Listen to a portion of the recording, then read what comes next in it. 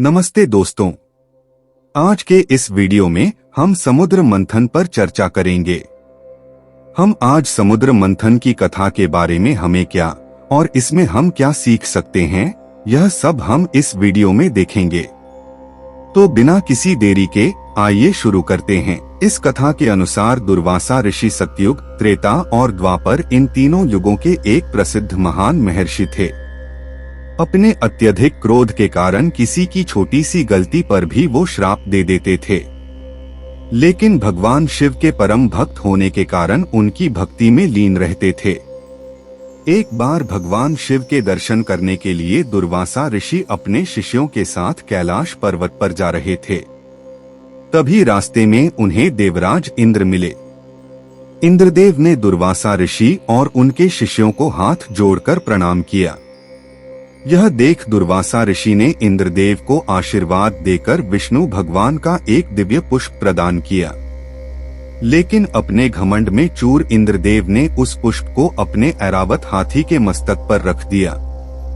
जैसे ही पुष्प ऐरावत हाथी के मस्तक पर स्पर्श हुआ तो हाथी एकदम सहसा हुआ तेजस्वी हो गया और उस दिव्य पुष्प को कुचलते हुए वन की ओर चला गया। इंद्रदेव के द्वारा भगवान विष्णु के पुष्प का अपमान देख दुर्वासा ऋषि अत्यधिक क्रोध में आ गए और उन्होंने इंद्रदेव को लक्ष्मी से हीन हो जाने का श्राप दे दिया। दुर्वासा के श्राप देने के कारण से लक्ष्मी उसी समय इंद्रदेव के स्वर्गलोक को छोड़कर अदृश्य हो जाती है। यह देख इंद्रदेव और अन्य देवता अपनी शक्ति से कमजोर और श्रीहीन हो जाते हैं। उनका वैभव भी लुप्त हो जाता है।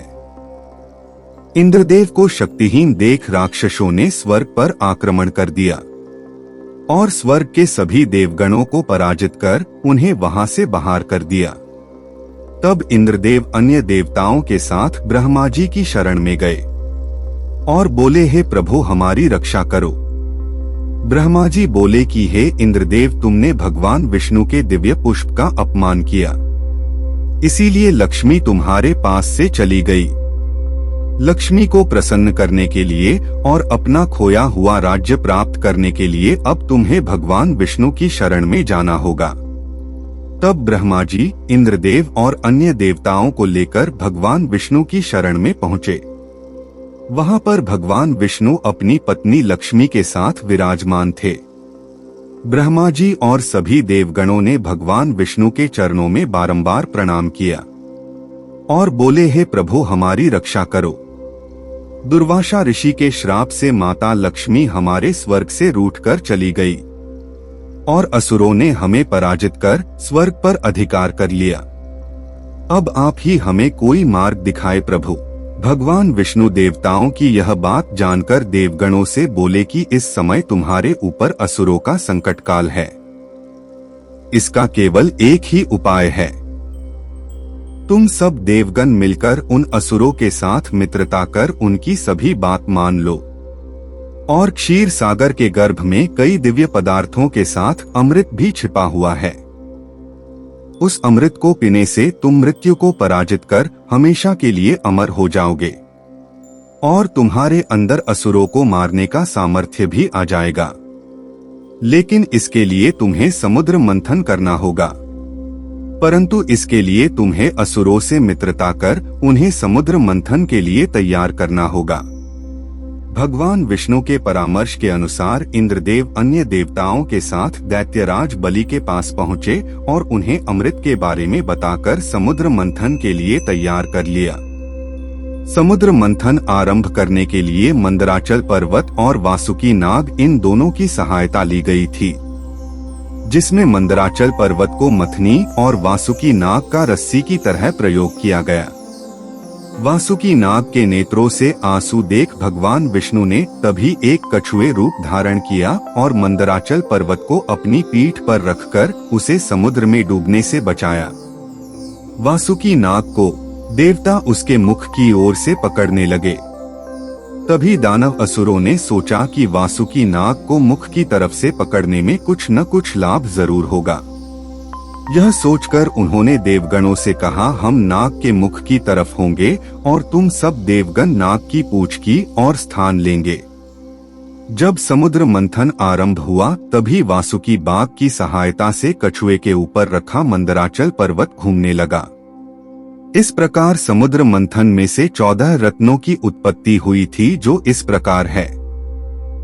समुद्र मंथन में से पहले कर्म में एक कालकूट नाम का हलाहल विष निकला था।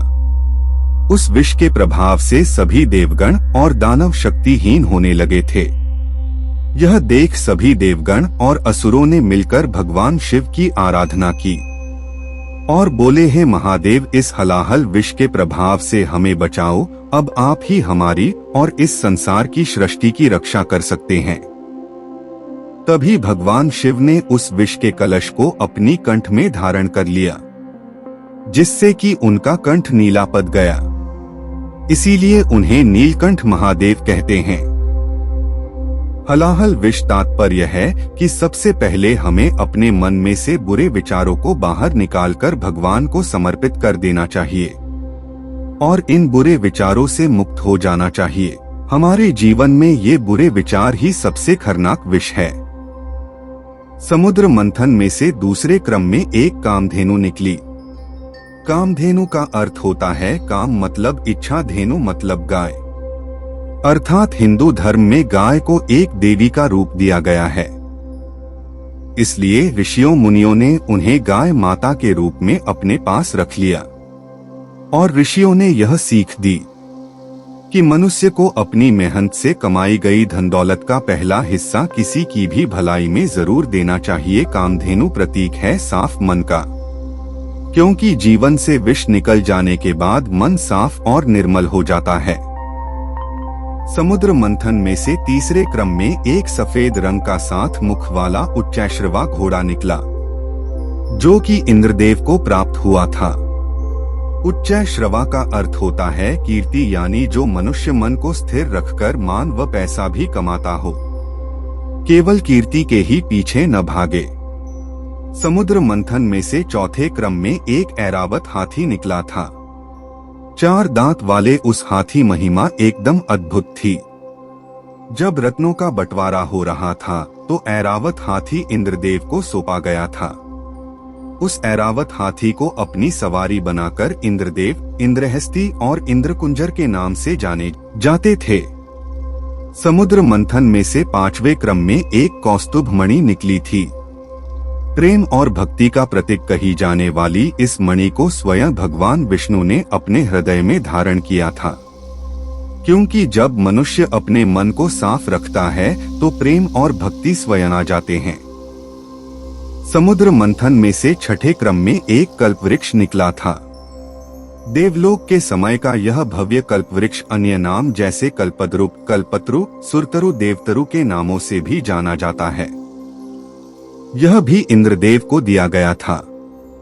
हिंदू धर्म के पुराण में कहते हैं कि कल्पवृक्ष से जिस वस्तु की भी प्रार्थना की जाए वही मिल जाती है।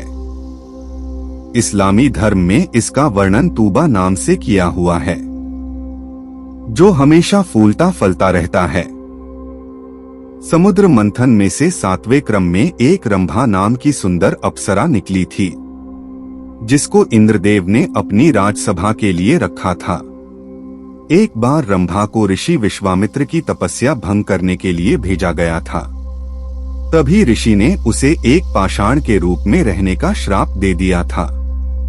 एक बार कुबेर पुत्र के यहाँ जाते हुए रंभा को रावण मिले, जो कैलाश की तरफ जा रहे थे। रावण को बहुत प्यास लगी थी, तो रंभा ने रावण को एक कुएं का पता बताया। रंभा से प्रसन्न होकर रावण ने उसे माणी से ज्यादा हुआ स्वर्ण का हार दिया था। समुद्र मंथन में से 8वें क्रम में हिंदू धर्म की प्रमुख देवी मां लक्ष्मी निकली थी, जो विष्णु भगवान की पत्नी थी। त्रिदेविया में से एक मां लक्ष्मी धन और संपदा की देवी मानी जाती हैं। हिंदू धर्म के अनुसार दीपावली के त्योहार में भगवान गणेश के साथ मां लक्ष्मी की पूजा अर्चना की जाती है। पौराणिक कथा के अनुसार कहते हैं कि को लक्ष्मी को मनाने के लिए सभी जतन करने लगे, लेकिन लक्ष्मी ऋषियों के पास गई। कहते हैं कि जिनका मन साफ और सरल होता है, मां लक्ष्मी उन पर जल्दी प्रसन्न होती है।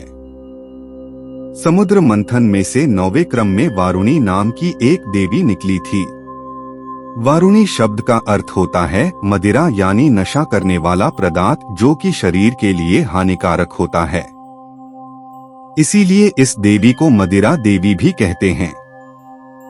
इस वारुणी देवी को दानव असुरों ने लिए था, क्योंकि मनुष्य अगर भगवान की भक्ति चाहता है तो मदिरा से दूर ही रहना होगा। समुद्र मंथन में से 10वें क्रम में चंद्रमा यानी चंद्रदेव निकले थे, जो कि पृथ्वी के एकमात्र और सौर मंडल के 5वां प्राकृतिक उपग्रह माने गए। चंद्रमा को शीतलता का प्रतीक माना गया, इसीलिए भगवान शिव ने चंद्रमा को अपनी मस्तक पर धारण किया था। कहते हैं कि मनुष्य का मन अगर बुरे लालच, नशा, वासना से मुक्त होकर साफ हो जाए, वह मनुष्य चंद्रमा की तरह शीतल हो जाता है। समुद्र मंथन में से 11वें क्रम में एक दिव्य पारिजात वृक्ष निकला था। इस पुष्प देने वाले वृक्ष की यह खासियत है कि इसे छूने से सारी थकान एकदम मिट जाती है। ऐसी मान्यता है कि स्वर्ग की नृत्य करने वाली अप्सराएं भी इस वृक्ष को छूकर अपनी थकान मिटाती थीं। पुराणों के अनुसार इस वृक्ष के नीचे हनुमान जी ने भी वास किया था और कहते हैं कि भगवान कृष्ण स्वयं स्वर्ग जाकर पारिजात वृक्ष लाए थे। समुद्र मंथन में से 12वें क्रम में भगवान विष्णु का एक दिव्य शारंग धनुष निकला था। भगवान विष्णु के अन्य और भी अस्त्र है, जैसे सुदर्शन चक्र, नारायणास्त्र और नंदक आदि। समुद्र मंथन में से 13वें क्रम में एक शंख निकला था। समुद्र के जलचर से बने हुए इस ढांचे को हिंदू धर्म में पवित्र और प्रतीक माना गया है। मुख्य रूप से शंख 2 प्रकार के होते हैं, एक वामावर्ती शंख, दूसरा दक्षिणावर्त शंख। पुराणों ऐसा उल्लेख है कि घर में शंख बजाने से लक्ष्मी का वास होता है। भगवान विष्णु के दाएं हाथ में भी शंख है। समुद्र मंथन में से 14वें क्रम में भगवान विष्णु के ही अंश धन्वंतरी अपने हाथों में अमृत कलश लेकर निकले थे। अमृत का अर्थ अमरता होता है, यानी अमरत्व का रस जिसको पीने से अमरता मिलती है। धन्वंतरी महाराज तन, मन और धर्म का प्रतीक हैं। ये तीनों साफ होंगे तभी आपको परमात्मा की प्राप्ति होगी। समुद्र मंथन में अमृत का 14 अंक का स्थान था, यानी 5 कर्मेंद्रियां, 5 जन्नेंद्रियां और 4 जिनमें मन, बुद्धि, चित्त और अहंकार। जैसे ही धन्वंतरी महाराज के हाथों में अमृत का कलश देखा तो दानव असुरों उस कलश को ने छीन लिया और आपस में ही लड़ने लगे। दुर्वासा ऋषि के श्राप से देवताओं में इतनी शक्ति नहीं थी कि वे अमृत का कलश दानवों से ले ले। भगवान विष्णु ने देवताओं को निरसा देख एक अति सुंदर मोहिनी का रूप धारण किया और असुरों के पास जा पहुँचे। उस विश्वमोहिनी के सुंदर रूप को देखकर दानव, असुर और देवगण प्रेम भावों में खो गए। यही नहीं, स्वयं भगवान शिव भी मोहिनी की तरफ बार बार देखने लगे। दानव असुरों ने मोहिनी को अपनी तरफ आती देख अपना सारा झगड़ा भूल जाते हैं और मोहिनी की तरफ आकर्षित हो जाते हैं। दानव बोले कि हे सुंदरी, तुम कौन हो, कहां से आई हो? ऐसा लगता है जैसे तुम ही हमें अपने कोमल हाथों से अमृत पिलाओगी। आयो सुंदरी, तुम्हारा स्वागत है, जल्दी आयो। मोहिनी देवताओं और दानवों से बोली, आप आपस में इतना क्यों लड़ते हो? मैं तो एक साधारण स्त्री हूँ। तुम सब बुद्धिमान हो, मेरे ऊपर विश्वास मत करो और मिल बटकर स्वयं अमृत पान कर लो। यह बात सुनकर दानवों को सुंदरी पर और विश्वास हो गया और बोले, हे सुंदरी, हमें तुम पर पूर्ण विश्वास है। तुम जैसे भी बांटोगी हम अमृत पान कर लेंगे। मोहिनी ने अमृत कलश को हाथों में लेकर देवताओं और दानवों को अलग अलग स्थानों पर बैठने के लिए कहा और अपनी और सभी दानवों को ऐसे मदहोश कर दिए कि वह अमृत पीना ही भूल गए। विष्णु भगवान के इस खेल को राहु नाम का दानव समझ गया और उसने देवता का रूप धारण कर अन्य देवताओं के साथ बैठकर अमृत पान कर लिया। जैसे ही अमृत राहु के कंठ तक पहुंचा तो चंद्रदेव और सूर्यदेव बोले कि ये दानव है, देवता नहीं। तभी भगवान विष्णु ने अपने सुदर्शन चक्र से उस दानव का सर धड़ से अलग कर दिया। अमृत पान के प्रभाव से दानव के सर और धड़ से दो ग्रह बन गए, जिसको राहु और केतु नाम से जाना जाता है। इन्हीं के भाव के कारण सूर्यदेव और चंद्रदेव को ग्रहण लगते हैं। इस तरह भगवान विष्णु ने देवताओं को अमृत पान कराया और इंद्रदेव ने सभी दानव असुरों को परास्त कर अपना इंद्रलोक वापस ले लिया। दोस्तों, हम उम्मीद करते हैं कि आपको समुद्रा मंथन के बारे में पढ़कर अच्छा लगा होगा। इस वीडियो को देखने के लिए धन्यवाद। आशा है कि आपको यह वीडियो पसंद आया होगा। हमारे चैनल पर बने रहें और नए वीडियो के साथ जुड़े रहें। अगली बार फिर मिलेंगे।